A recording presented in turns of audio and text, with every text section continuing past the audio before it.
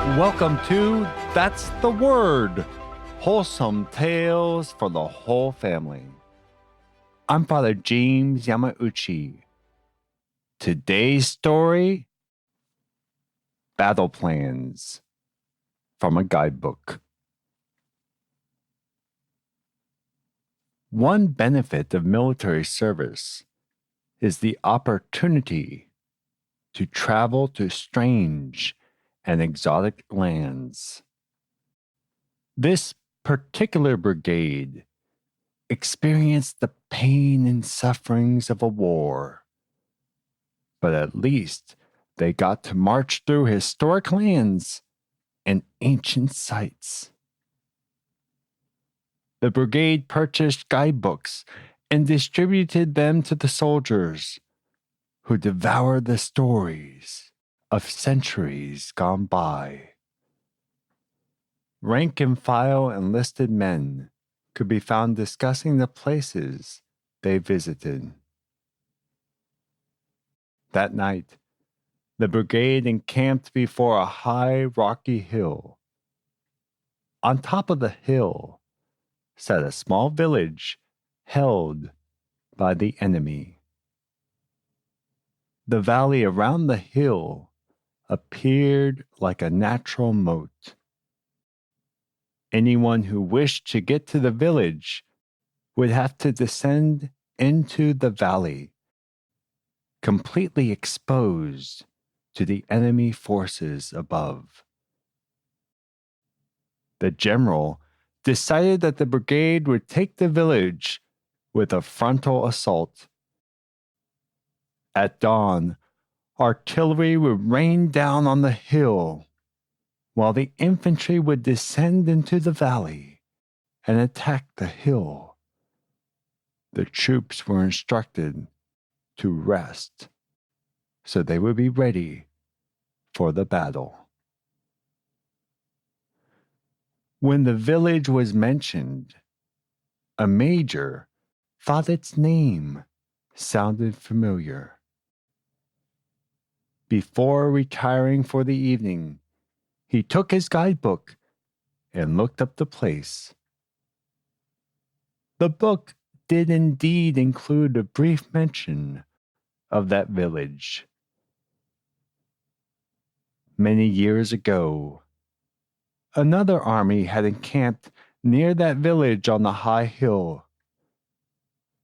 A prince and his assistant snuck out of that camp, stole through a pass between two rocky crags, and ascended the hill. The two of them came upon a small number of the enemy and attacked them. Panic and confusion broke out in the enemy's camp. Seeing the panic among the enemy and realizing the prince was not there, the army joined the fight and won a resounding victory. The major reread the entry in the guidebook, eyes wide.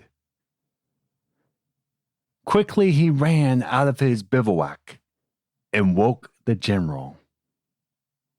After reviewing the description of the pass, the general sent out scouts. They returned and reported that there was indeed a pass with rocky crags on either side. The pass met the description in the guidebook, and, what's more, it was lightly guarded. Upon hearing the scouts' report, the general scrapped the plan of attack. Rather than a frontal assault, the new plan called for a single infantry company to scale the pass in the dead of night.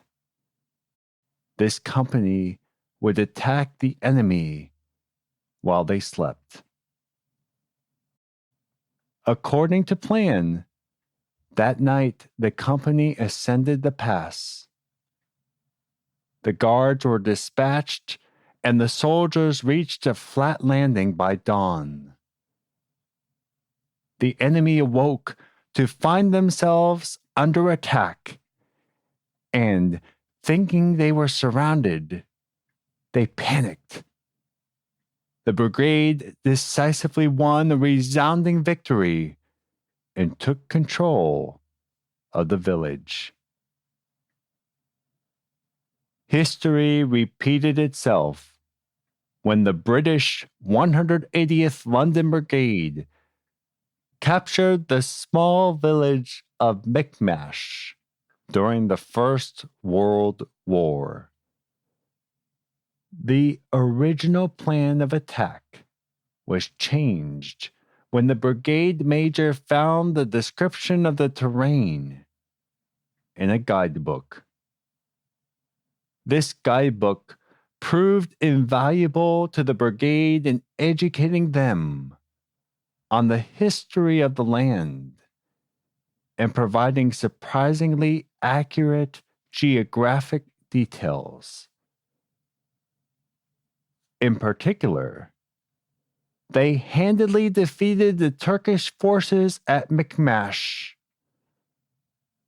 by copying the exact tactics used 3,000 years earlier by Jonathan, son of King Saul of Israel, as recorded in the first book of Samuel, a guidebook intended to lead souls to heaven. The Bible. And for this week, that's the word. So obviously, the amazing thing about this story is the major was scripturally literate enough to recognize this city, this village in the Bible from when he had read it in the past. We could all stand to be more scripturally literate. So we highly encourage you to pick up scripture and read from it regularly. The Bible in a year is a great way to do that, so that the next time you are besieging a Middle Eastern village, you'll know the best way to invade it. I'm sure that's what Father Mike Schmitz is thinking when he's recording Bible in the Year. That is the exact reason. Jeff Cavins was at a village the other day and didn't know how to get there. And he said, you know what? We need to make sure we are more scripturally literate, so the next time this happens, I'll know what to do. That sounds like a very intriguing conversation. But it's interesting because we're talking about World War I. And for me, that's a war that I could learn a lot more about. But we don't often think of the British being in Palestine during this war. And so my initial thought is they were there because of the resource of oil. From what I could find, that's really it. They were concerned about the Ottomans going through the Middle East into the oil fields in Iraq and Iran, which the British controlled. They didn't want the Central Powers getting a hold of more oil and perhaps prolonging the war. Now, it's very interesting how this story was developed in terms of getting to our podcast. I was on Twitter just managing the social media site. I don't spend any time there except for y'all, because we want to share That's the Word with y'all. And apparently one of the ways we need to do that is by being on social media. So it was on Twitter, saw a post from somebody telling this story about a priest who got shot in the back, but was wearing a scapular, and the bullet embedded itself into the scapular, which is a thin piece of leather that would not stop a bullet normally. Thought, that's a great story. Looked it up, could not find any great sources on it, but also saw a mention of in the First World War where sometimes Bibles would stop bullets from hitting a soldier. So I looked that up, and instead of finding that story, I stumbled across this one. So it's a very long, convoluted process when you do research, and you can never see where you're going to go next, but that's where you come up with some of the best stories. I find very few stories where we had the initial concept of it actually wound up being the final rendition. There's always some type of tweaking going on. But so were they issued Bibles when they got to the Holy Land, or is that just part of in World War One? Did everybody have a Bible? This was a specific thing that this major mentioned. So this was a different major from the brigade major who was featured in the story. This man, whose book we will link to in the story extras, he wrote a very famous memoir from his time serving in Palestine in the British Army.